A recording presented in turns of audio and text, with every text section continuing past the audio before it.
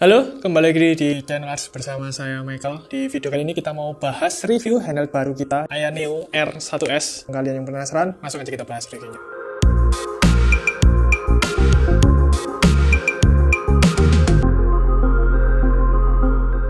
Oke, video kali ini kita mau bahas review handheld terbarunya kita, itu ada AYANEO R1S. Ini tuh line up punyanya AYANEO yang versi R. Nah, R itu dia itu line up handheld konsolnya AYANEO yang emang ukurannya kecil dibandingkan sama kayak yang AYANEO 2 ini. Dia itu ukurannya itu cukup beda jauh, dan juga dari segi tombol-tombol ataupun yang lain-lainnya dia itu juga terbatas dibandingkan sama versi yang besarnya ini. Meskipun dia kecil, tapi dia itu punya prosesor yang terbaru, yaitu adalah Ryzen 7 7840U. Nah, itu yang bikin meskipun dia kecil tapi tetap bisa dipakai buat main game-game AAA atau maupun buat productivity yang cukup expert gitu. Nah, tapi di sini mungkin kita nanti nggak seberapa banyak bahas teknikalnya, mungkin lebih ke experience-nya gimana setelah beberapa bulan pakai AYANEO R1S ini, gimana performanya kalau misalkan dibuat main game sama dibuat productivity gitu. Oke, mungkin kita bahas spesifikasinya dulu lah, spesifikasi dari AYANEO R1S ini. Oke, untuk spesifikasinya kalian bisa lihat di layar kalian juga. Layarnya dari AYANEO R1S itu dia punya layar yang resolusinya itu sudah di 1080p dengan ukurannya itu 5,5 inch. Jadi ini untuk ukuran size layarnya, tapi di sini dia ada bezel warna hitamnya, jadi mungkin lebih kecil lagi kalau misalkan kalian lihat dari detail asli ukuran layarnya ya. Terus untuk dari beratnya, di sini dia itu beratnya sekitar 450 gram. Jadi sebenarnya AYANEO R1S ini punya dua desain. Jadi yang satunya itu ada yang limited edition, yang versi lebih ringannya lagi, dia itu ada di 405 gram. Terus untuk TDP yang dipunyain sama AYANEO R1S itu dia bisa sampai di 25 watt, ini untuk spesifikasinya. Tapi saat kita unboxing kemarin dari AYANEO R1S ini, kita dapetin satu kertas, ini untuk kertas peringatan di sini, kalian bisa lihat. Ini tuh ada peringatannya kalau misalkan baterai dari AYANEO R1S ini support sampai di atas 20 watt TDP-nya. Tapi yang perlu kalian ketahui, kalau misalkan kalian pakai di TDP 20 watt ke atas, itu kalian harus tancepin sama cacasannya. Nah, itu sebenarnya resiko, karena kalau misalkan yang dipakai sama AYANEO R1S ini kan dia punya prosesor yang cukup powerful, tapi disunat sama ukuran form factor-nya yang kecil. Jadi kalau misalkan kalian ingin dapetin forma yang powerful, kalian harus tancepin sama baterai itu tadi ya kan. Otomatis kalau misalkan kalian nggak tancepin baterai, kalian main di TDP yang cukup tinggi, itu pasti bakal boros baterainya. Nah, jadi kalau misalkan kalian emang niatnya beli yang AYANEO R1S ini, kalian harus pastiin dulu baca yang ada di kertas ini biar kalian nggak salah tangkap. Kalau misalkan kalian main di TDP yang cukup tinggi, terus kalian komplain kenapa kok cepat habis baterainya, karena ya itu tadi, kalian harus baca dulu yang ada di kertasnya. Dari baterainya, dari baterai kapasitinya dari AYANEO R1S ini, dia punya kapasitas di 10.050 mAh. Terus untuk SSD-nya di sini yang ada di kita itu dia ada di 1 tera. Jadi ada pilihannya banyak, ada yang RAM-nya di 16 GB plus 512 GB untuk SSD-nya. Terus ada yang 1 tera plus 32 GB untuk RAM-nya. Terus untuk di bagian WiFi-nya di sini dia sudah pakai WiFi 6E plus sudah pakai Bluetooth 5.2. Terus juga waktu kalian beli ini sudah out of the box, sudah pakai Windows 11 yang versi terbarunya. Jadi kalau misalkan kalian ada update-update-nya, kalian bisa langsung aja masuk ke website-nya AYANEO, itu bakal ada update-update driver atau update software dari AYANEO ini. Oke, mungkin kita langsung masuk ke datanya. Ini ada, kemarin saya sudah sempat bikin beberapa tes untuk AYANEO R1S ini kalian bisa lihat untuk di tesnya. Kalian bisa lihat di layar kalian. Yang pertama kita uji di 3D Max Benchmark. Kita pakai dua pengujian, jadi kita pakai di TDP 15 watt sama di 10 watt, karena yang tadi kita tahu juga kalau misalkan kalian pakai di 20 watt itu kan harus nancepin di cacasan. Jadi ya menurut saya cocoknya ya kalian main di 15 watt atau di 10 wattan untuk TDP-nya. Oke, untuk di time spy kalian bisa lihat di sini, untuk yang 15 watt itu dia dapetin skor di 2013, terus untuk yang 10 watt itu dapetin skor di 1023. Oke, selanjutnya untuk di Fire Strike di sini, ini kalian bisa lihat untuk yang Fire Strike itu dapetin skor 4.000-an, lalu untuk yang 10 watt itu dapetin skor sekitar 2.000-an. Nah, lalu di Solar Bay ini pengujian benchmark yang terbaru yang kita pakai. Ini kalian bisa lihat di sini untuk yang di 15 watt itu dapetin skor di sekitar 8.000-an. Lalu untuk yang 10 watt itu dapetin skor di 5.000-an. Nah, ini untuk neck rate, kalian bisa lihat. Ini untuk neck rate-nya, skornya dari 15 watt ini cukup tinggi dibandingkan yang 10 watt karena performanya di sini dia bisa dapetin skor di sekitar 17.000, sedangkan untuk yang 10 watt itu cuma dapetin skor di 8.700. Ya ini cukup make sense karena semakin besar konsumsi daya yang kalian pakai, kalian pasti bakal dapat performa yang lebih baik. Lalu selanjutnya ini untuk di White Life, kalian bisa lihat di layar kalian. Untuk di White Life 15 wattnya dapetin skor sekitar 11.500, sedangkan untuk yang di 10 watt itu dia dapetin skor di sekitar 5.000-an. Nah itu tadi untuk di TD Benchmark. Lalu kita penasaran juga karena dia pakai prosesor yang bisa dibilang ini cukup baru untuk di kelasnya handheld console, yaitu 7840U. Kita tes juga di Cinebench R23 buat lihat skornya di sini. Ini dengan keadaan CPU turbonya on, jadi kita pakai Space 2 plus kita di softwarenya itu kita sudah nyalain CPU turbonya. Oke, kalian bisa lihat di layar kalian, untuk di yang 10 watt itu dia bisa dapetin skor single core-nya itu ada di 1400-an. Untuk yang multi core-nya dia bisa dapetin skor di 5500. Lalu untuk yang 15 watt ini untuk yang single core-nya itu dia bisa dapetin skor 1400 ya. Untuk single core dari kedua TDP ini sama, jadi ada di 1400. Untuk yang multi core-nya, untuk yang 15 watt ini bisa dapetin skor di sekitar 7100-an. Nah, ini baru kelihatan performanya itu waktu di multi core-nya. Lalu untuk yang selanjutnya, ini kalau misalkan kita lihat dari Cinebench yang lebih spesifik ke CPU-nya, kalian bisa lihat untuk suhunya. Di sini waktu kita lihat rata-ratanya yang 15 watt itu ada di sekitar 58 derajat Celcius. Itu kita tes throttling di 10 menit. Lalu untuk yang 10 watt itu ada di sekitar 50 derajat Celcius. Jadi oke, selanjutnya ini kita melakukan pengujian di stress test untuk kita pakai di White Life stress test. Di White Life itu dia untuk di CPU untuk suhunya di sekitar 15 watt itu dia ada di sekitar 56 derajat Celcius, sedangkan untuk yang di 10 watt itu dia ada di 50 derajat Celcius. Jadi meskipun dia itu ukurannya kecil, tapi waktu kalian pakai buat mungkin main game yang nggak seberapa berat, yang contohnya kayak game simple aja, itu dia suhunya nggak terlalu panas. Terus meskipun kalian pakai game AAA itu baru panas waktu di setengah jam atau 1 jam lebih itu baru kerasa agak panasnya. Nah, selanjutnya untuk di CPU package-nya di 15 watt dia stabil, dia ada di 15 watt, sedangkan untuk yang waktu di 10 watt untuk average-nya dia ada di sekitar 9,92 wattan. Jadi ya kalau misalkan kita lihat dari datanya yang di 3D Mark sama di Cinebench itu nggak jauh beda, karena emang kelihatan punyanya 15 watt itu dia ada di sekitar 50 sampai mau ke 60 derajat Celcius, sedangkan waktu di 10 watt itu dia baru sampai sekitar 50 derajat Celciusan aja. Jadi kalau misalkan kalian emang nggak mau keganggu sama panasnya dan kalian pengen main game-game yang santai aja, ya menurut saya di TDP 10 watt itu masih playable. Nah itu tadi untuk di pengujian setlistnya. Kita lanjut ke pengujian gamingnya. Jadi kemarin kita sempat tes untuk di game AAA yang sudah kita pakai, yang sudah biasa kita pakai buat benchmark. Tapi kalian jangan skeptis dulu.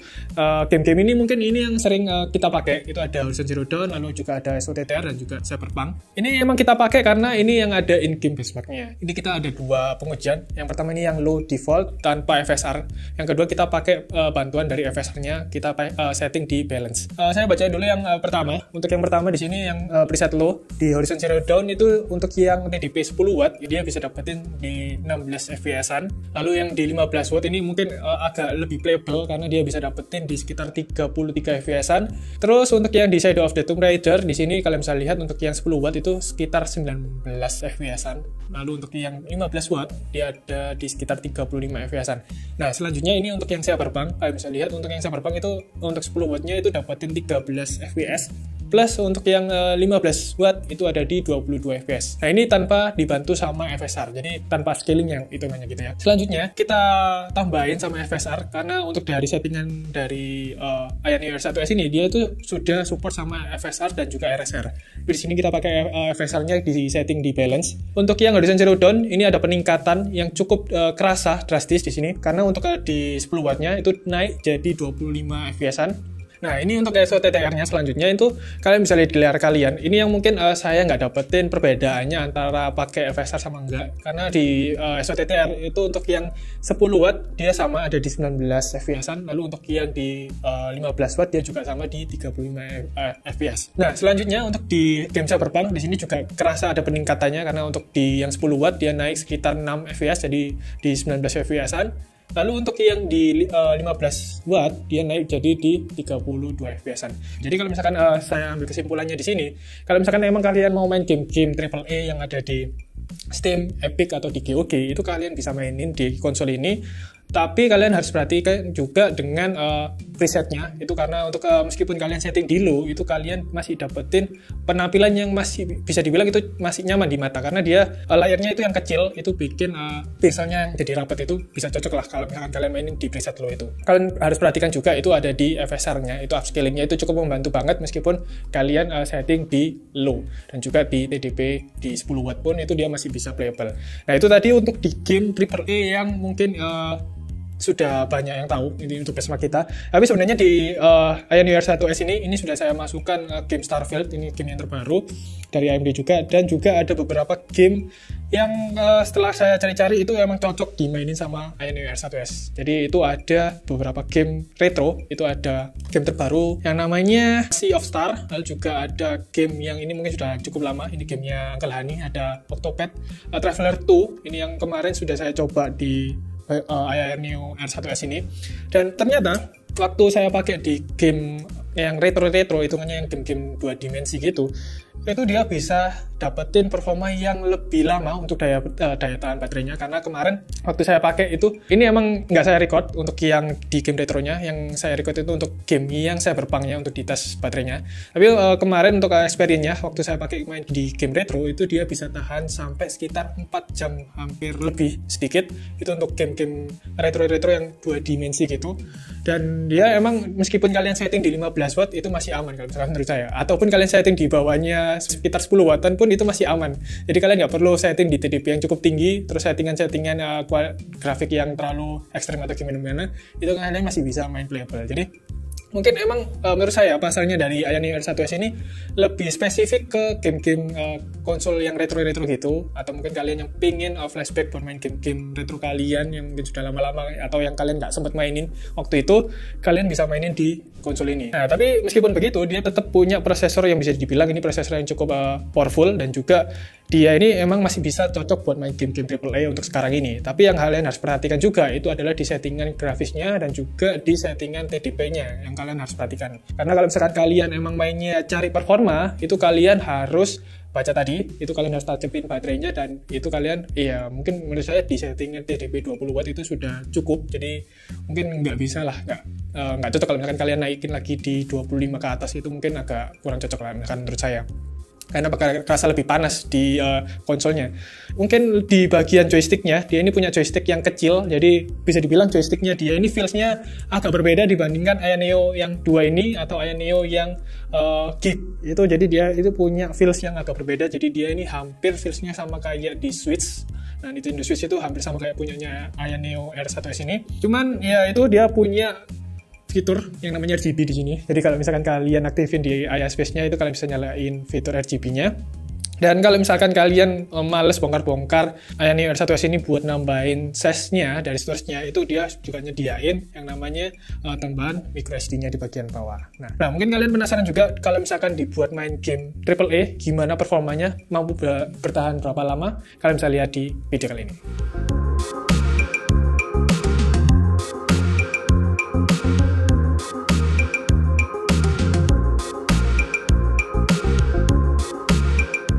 Itu tadi untuk dari pengujian baterainya. Oke, mungkin untuk kesimpulannya dari Aya R1S yang ada di kita ini, bisa dibilang ini emang produk yang lebih segmented, karena untuk dari performanya sebenarnya dia ini mampu buat ngelibas game-game AAA, dan tapi karena dia disunat dari ukuran yang lebih kecil ini mungkin agak kurang cocok aja lah misalkan menurut saya buat kalian main game-game AAA yang terlalu berat gitu. Jadi emang dia ini emang segmented buat kalian yang mungkin pencinta game-game retro atau mungkin game-game indie yang lebih game-game santai lah hitungannya untuk gitu. Dan juga untuk dari segi harga, ini dia itu tadi kita cek itu sebenarnya harganya ada di sekitar 15 jutaan itu untuk dari harga luarnya. Mungkin kalau misalkan sudah masuk ke Indonesia ya total mungkin sekitar 17 jutaan mungkin ya, sekitar segituan. Jadi kalau misalkan untuk saya di harga 17 jutaan ini mungkin tujuannya ya emang tadi itu dia lebih ke segmented buat orang-orang yang mungkin sudah lama nyemplung ke gaming konsol, atau mungkin emang sudah lama nyari game-game konsol yang nyantai buat ngeluangin waktunya mereka. Dan dan juga mungkin lebih pingin flashback karena dulu mungkin nggak sempat buat main game-game konsol. Jadi kalau misalkan dia sudah punya uang, kenapa nggak beli aja gitu kan.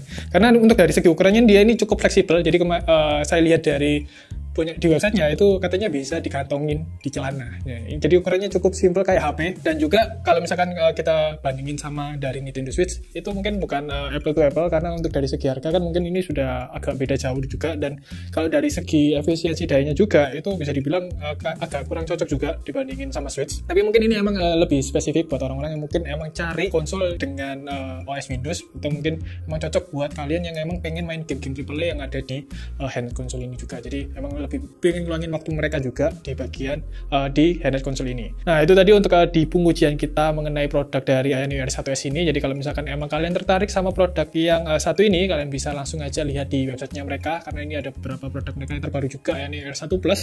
Jadi kalian bisa langsung aja baca-baca kalau misalkan kalian emang tertarik sama produknya. Dan mungkin saya berharap semoga kedepannya produknya dari AYANEO ini masuk secara ofisial, ya salah satunya untuk yang satu ini, karena ini emang lebih segmented untuk beberapa orang yang emang cari konsol yang lebih fleksibel atau ukurannya yang kecil gitu. Nah, jadi kalau misalkan kalian tertarik, kalian bisa langsung komen di bawah. Sekian video review AYANEO R1S dari kami tim Aks. Kalau kalian suka baca artikel, kalian bisa kunjungi website kami di aks.co.id. Dan kalau kalian punya Instagram atau TikTok, kalian bisa follow kita di Aks Edi Media. Suka dengan video kali ini, kalian bisa klik like, komen di bawah, dan jangan lupa subscribe. Saya Michael, sampai jumpa di video berikutnya. Bye-bye.